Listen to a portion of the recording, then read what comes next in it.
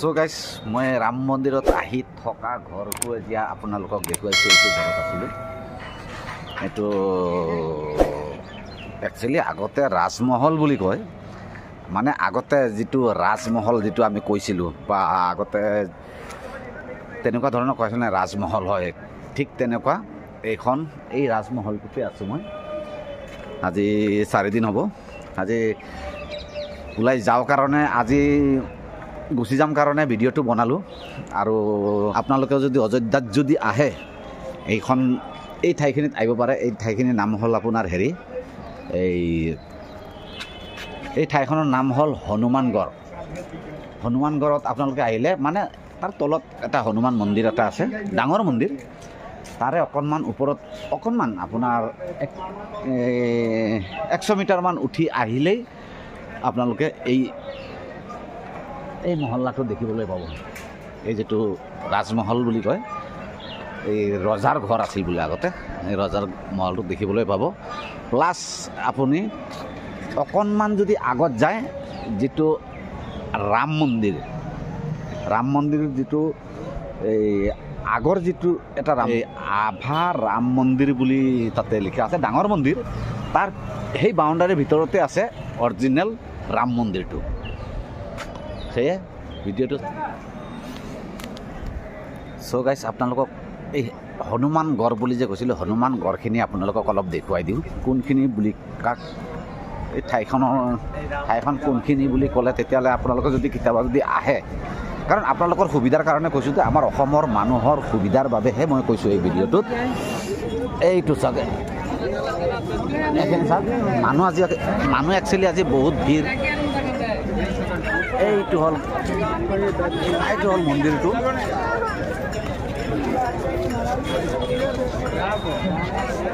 মানুহ চাইছেই। সেই মন্দিৰটোৰ পৰা 100 মিটাৰ আহিলে আপোনালোকে পাই যাব।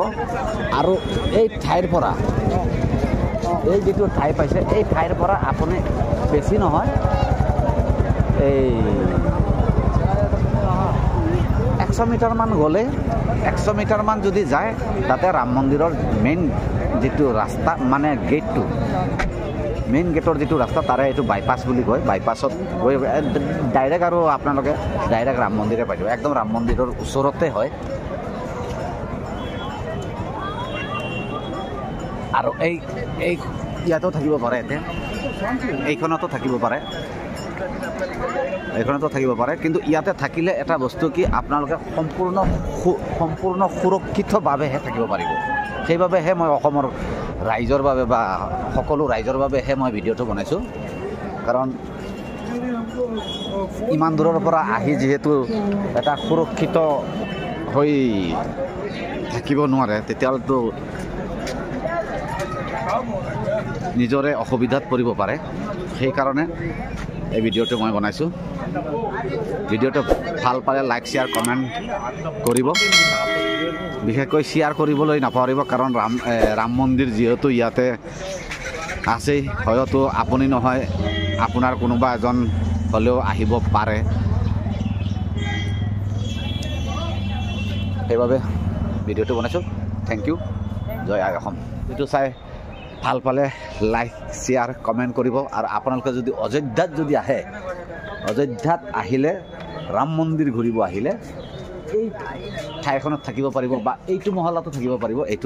ইয়াতেও এই যিখন মহল দেখিছে, ইয়াতে আমাৰ বহু অসমীয়া মানুহো আছে, অসমৰ আছে বা কোচবিহাৰ, বিহাৰ বহুত জেগাৰ পৰা আছে।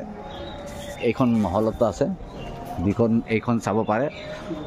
মই ভিতৰত আপোনালোকক দেখুৱাই দিছোঁ। এইটো চাওক কিমান ধুনীয়া মহল্লা।